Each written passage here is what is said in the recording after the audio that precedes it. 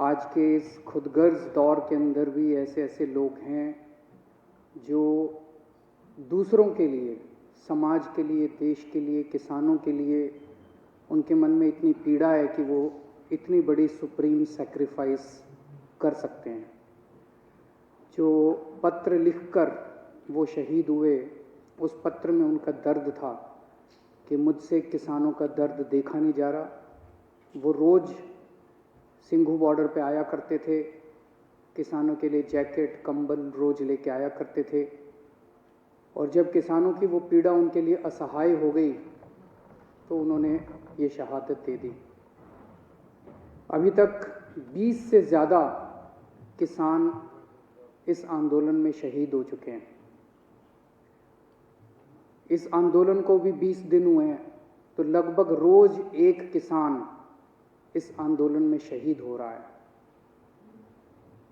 मैं केंद्र सरकार से पूछना चाहता हूं कि और कितनी शहादत और कितनी जान आप लोग लोगे उसके पहले कि आप इस देश के किसानों की बात सुनोगे।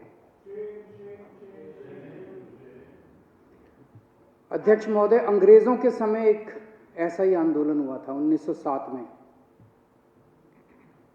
उस आंदोलन का नाम था पगड़ी संभाल जट्टा। पंजाब में आंदोलन हुआ था, बिल्कुल हूबहू ऐसा ही आंदोलन। वो आंदोलन भी 3 कानूनों के खिलाफ था। अंग्रेजों ने 3 कानून पास किए थे, Bari Doab act, Punjab land colonisation act, Punjab land alienation act. और पंजाब के किसानों ने इसके खिलाफ आंदोलन किया था। इतनी संख्या में लोग इकट्ठे हुए थे। 9 महीने तक यह आंदोलन चला था अंग्रेजों के खिलाफ। तो एक तो ये केंद्र सरकार ये ना समझ ले कि ये किसान आसानी से जाने वाले हैं। उस आंदोलन की लीडरशिप की थी भगत सिंह के पिताजी ने, किशोरी सिंह जी ने, और भगत सिंह के चाचा ने, अजीत सिंह जी ने। उन दोनों ने मिलकर एक भारत माता निर्माण सोसाइटी बनाई थी। उस सोसाइटी की लीडरशिप के अंदर वो आंदोलन हुआ था इन 3 कानूनों को खारिज करवाने के लिए। उस वक्त भी अंग्रेज सरकार ने कहा था थोड़े अमेंडमेंट कर देते हैं। कई राउंड्स ऑफ डिस्कशन हुए थे। अंग्रेज सरकार ने कहा कि इसमें थोड़े बदलाव कर देते हैं, लेकिन किसान डटे हुए थे कि हमें 3 कानून वापस करवाने हैं, और अंत में अंग्रेजों ने 3 कानून वापस लिए थे। मैं सोच रहा था कि भगत सिंह ने क्या इसी बात के लिए कुर्बानी दी थी कि जब देश आज़ाद होगा तो अपनी सरकारों के खिलाफ भी इसी किस्म से आंदोलन करने पड़ेंगे। आज़ाद भारत के अंदर भी इतने लोगों को अपनी जान कुर्बान करनी पड़ेगी। आज कितने किसान हमारे सिंघू बॉर्डर के ऊपर सुप्रीम सैक्रिफाइस दे रहे हैं। एक एक किसान भगत सिंह बन के वहां पे बैठा हुआ है। केंद्र सरकार कह रही है कि किसानों को कानूनों का फायदा समझ नहीं आता। तो केंद्र सरकार ने अपने सारे बड़े दिग्गज नेता, जितने बड़े बड़े इनके नेता हैं, उनको उतारा है कि समझाओ, और वो समझा रहे हैं। आज योगी आदित्यनाथ जी, जो भारतीय जनता पार्टी के बहुत बड़े नेता हैं, उत्तर प्रदेश के मुख्यमंत्री हैं, वो टीवी में आ रहा था, शायद बरेली में 20,000 किसानों की रैली उन्होंने की। उनको कहा गया भाई इन 3 बिलों के फायदे समझाओ, तो फायदे समझाने लगे वो। मैं सुन रहा था उनका भाषण। तुम्हारी जमीन नहीं जाएगी, ये फायदा है क्या? वो तो थी अभी तक, अब जाएगी नहीं, मतलब ये क्या फायदा है? तुम्हारी मंडी बंद नहीं होगी, ये फायदा है क्या? तुम्हारी मंडी बंद नहीं होगी, तुम्हारी जमीन नहीं जाएगी, तुम्हारा ये, अरे भैया ये तो था ही हमारे पास, फायदा क्या है? तो इनसे किसी से पूछ लो, ये भी इतने सारे बैठे हैं, किसी से पूछ लो, किसी भाजपा वाले से, कि फायदा क्या है? वो बता रहे हैं कि आ रहा हूं मैं उस पर, फायदा और नुकसान दोनों, नफा नुकसान बताऊंगा, चिंता ना करो। तो इनसे किसी से पूछो भाजपा वाले से फायदा क्या है, तो सारे जनों को एक लाइन रटा रखी है किसान अब अपनी फसल पूरे देश में कहीं भी बेच सकता है। यही कहते हैं ना ये।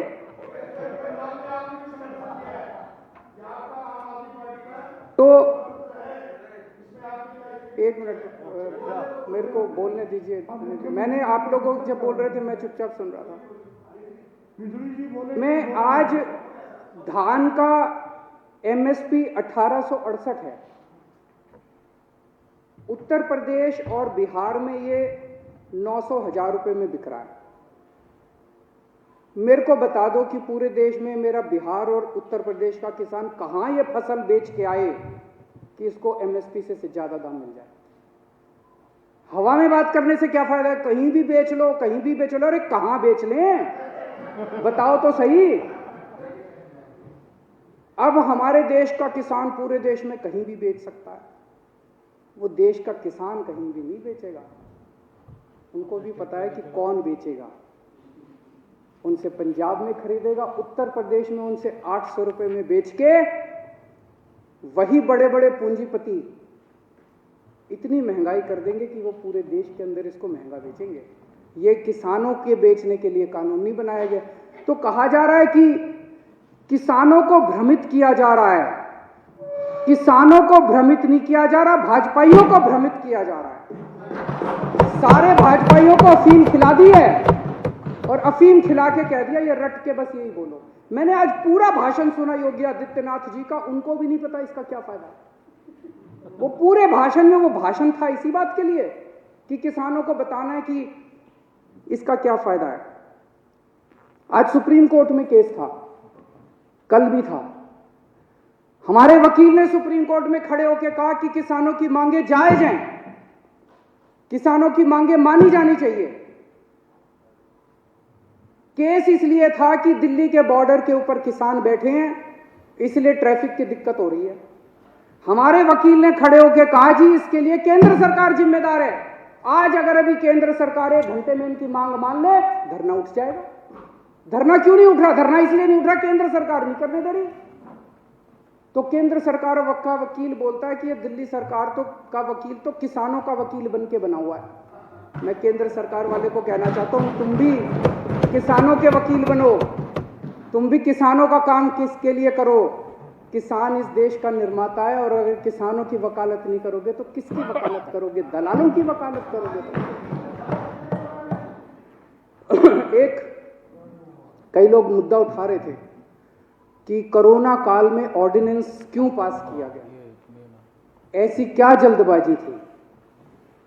अभी यह कानून शायद 70 साल के भारत के इतिहास में पहली बार हुआ होगा कि राज्यसभा के अंदर बिना वोटिंग के,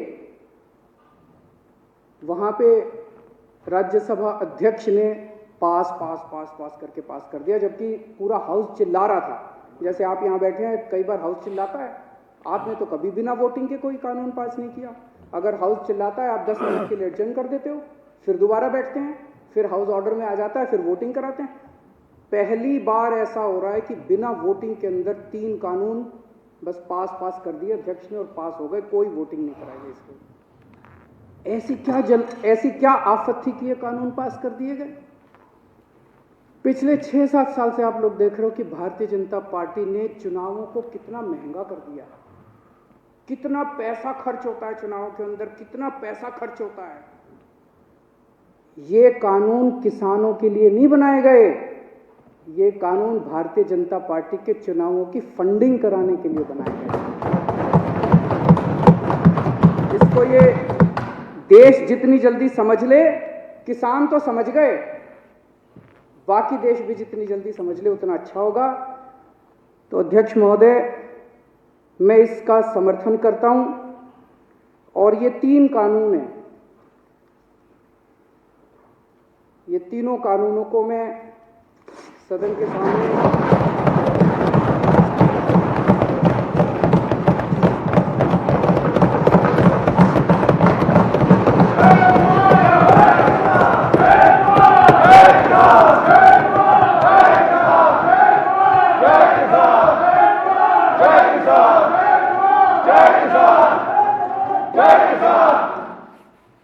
इन दोनों कानूनों को फाड़ते हुए मुझे बेहद दर्द हो रहा है।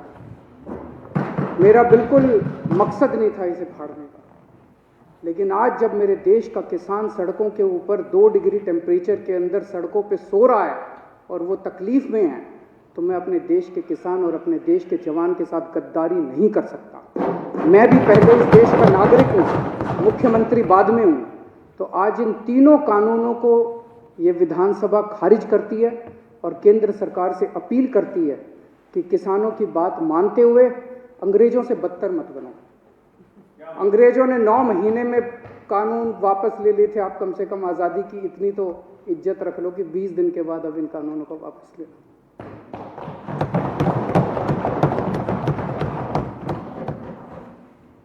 सदन